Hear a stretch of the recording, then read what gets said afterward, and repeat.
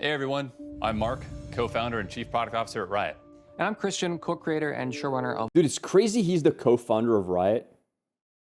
He looks so damn young. You know, I keep, like, whenever I think of Riot, I'm thinking if somebody co-founded Riot, they gotta have, like, they gotta look like Gaben, right?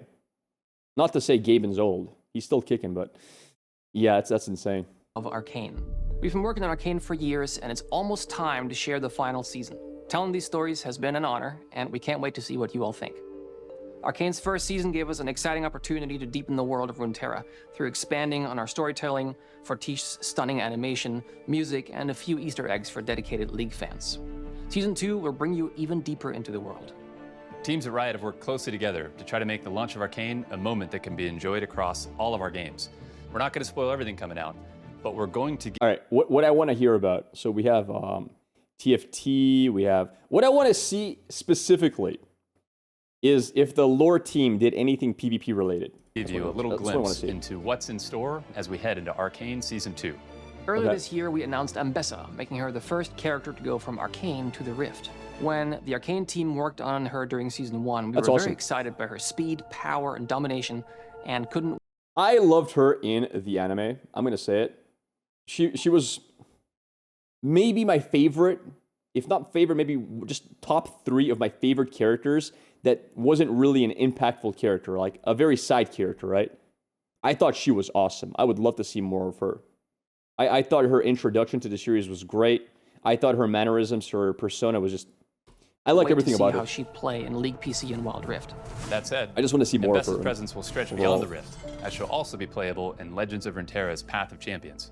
And of course, she'll be a playable unit in teamfight tactics, but we'll let you theory craft what her yes, indeed. might be.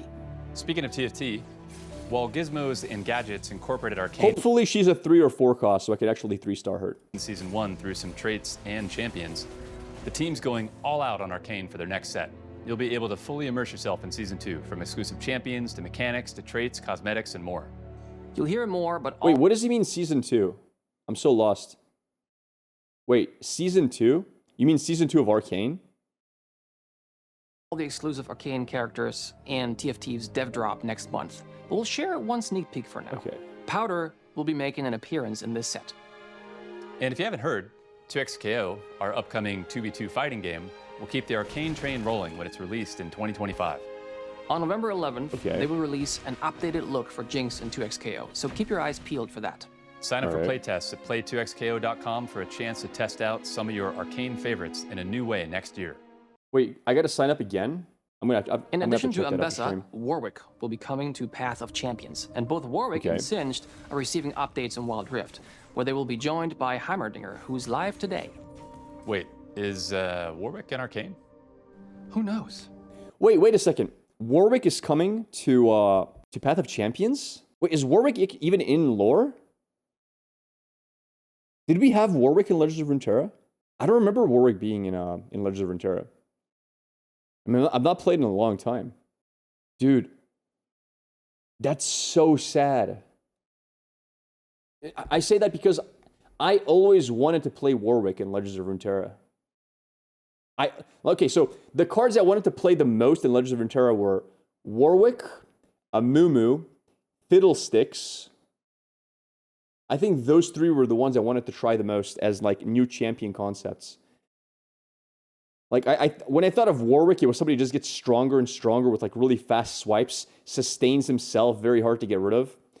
Fiddlesticks thought of like really cool synergies with fear and whatnot. And I used to think of Amumu as like just undestroyable, like frontline unit that anything it touches like vaporizes. But if he's going only to POC, there's a very good chance he's not going to make it into PvP, because he's going to be designed in a way that's not PvP compatible. If he was coming up for PvP and POC, they would like design it for both in the same time. That's a shame. So Warwick is probably not going to be in PvP. Anyway, we're also bringing... Actually, let's save that one for later. And while playing Arcane characters on the Rift is cool, it'll be even cooler to play them on the Bridge of Progress in League's upcoming ARAM update. And of course, it'll have a bit of new gameplay thrown in for a little bit of extra fun. Talker's Trials will return to TFT in the first patch of the new set, giving new and returning players a way to learn the ropes in a low-pressure environment. There it is. Or grind for that high score. Oh, yeah. In Wild Rift, there will be an Arcane-themed mode called Showdown with unique items. I do hope they make it harder, though. Like, we literally finished Tucker's Trial on our first try, and then we went to hardest difficulty and beat it on our second try. So I would like it to be more difficult and present more challenges, because we figured out the only thing we got to do is literally save all our gold until we can just reroll down to a 3-star 5 cost, and that's it. You win. So we'll see what happens. I think they need to put a little bit more pressure in in the rounds before it ends. But yeah. That you can purchase through in-game quests. And like we did for Season 1, we'll have story-driven mini-games for both League PC and for Wild Rift. Of course, you can continue to show your love for Arcane even after the finale. League is releasing a skin at a new tier, Exalted, for all you die-hard Jinx fans out there. Oh yeah. Yo, they tested us with the Ahri skin. They said, listen, people ride it for a while, but they calmed down, and we made bank. It is time for a new tier of skin. Yep. The test was successful, chat. Here we go. How much is it going to cost? I'm calling it now. $99. There. Wait, there's no way it's $1,000. Stop it. Stop it. Stop it. There's no way it's $1,000. There's no way.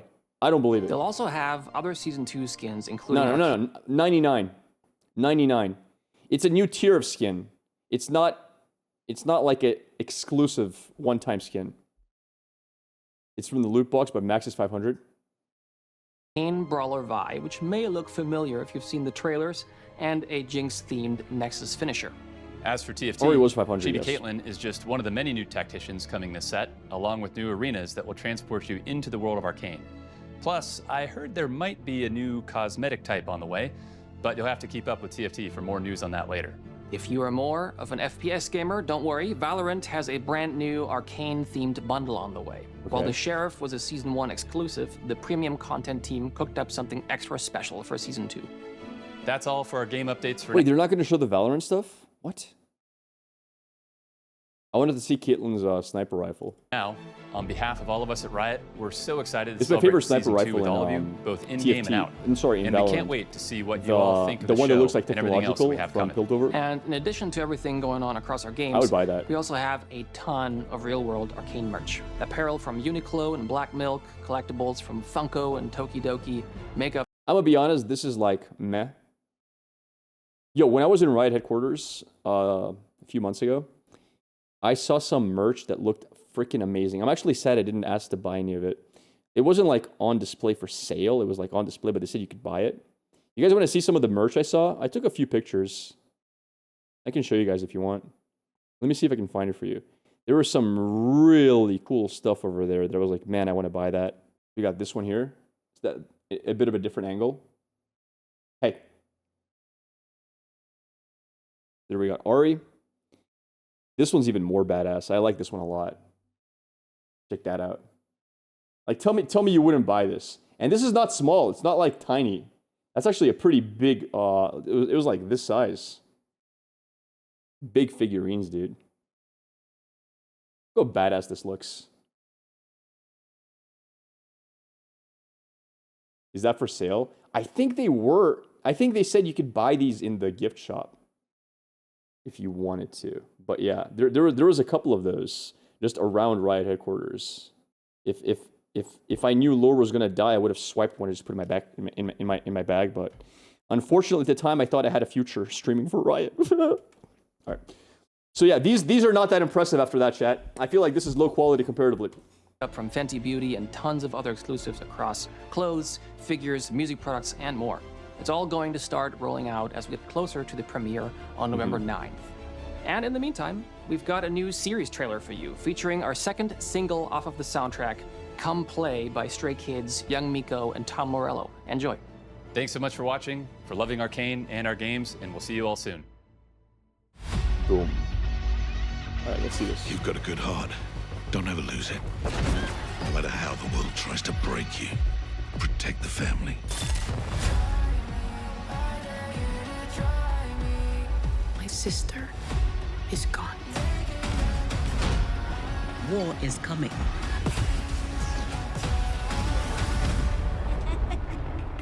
We do not lament death. We avenge it.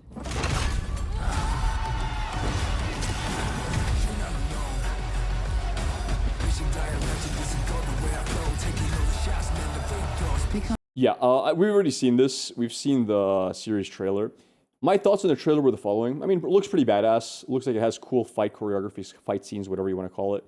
My only complaint about the trailer was that I hope there is a lot of story like season 1. So season 1 of Arcane was awesome because it actually built a lot of characters up. There was a lot of lore. There was a lot of storytelling.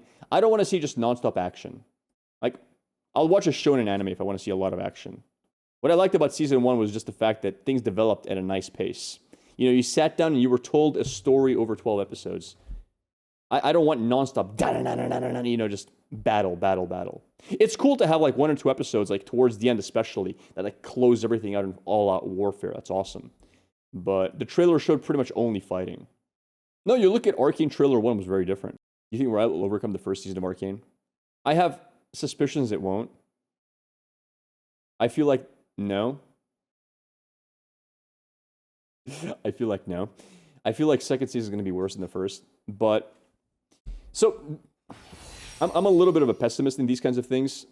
Mainly because it just ends up being true very often. And the reason I feel like it's not going to be is... So this is how I see a lot of things happen. Arcane was a massive success, right? At least in what it wanted to do. I don't know if it made necessarily profit monetarily, but it definitely brought a lot of new people into the League universe. It made a lot of people aware of League of Legends characters. This is how I feel about Arcane. Of course, they had a big budget, but after it was as successful as it was, I have this suspicion that this time they probably have way more overhead, making sure that everything is right. And when you have a lot of people who are not necessarily part of making the project great, but are there to supervise to make sure things don't go wrong, you lose a bit of the magic, you know? When you have a lot of people like overhead just like pulling the strings. And I mean, any big company, that happens. The first one is magical because it's mostly people who are very invested in making their vision happen. And then once the higher ups say, holy crap, that went better than we thought, let's make the next one even better. I don't know. Things tend to be a little bit more safe. Things tend to be a little bit more profit-driven. In my mind, there's a higher chance it's inferior to the original product. Unless, of course, they had the entire thing already well pre-planned and nothing is changing, but that's rarely the case.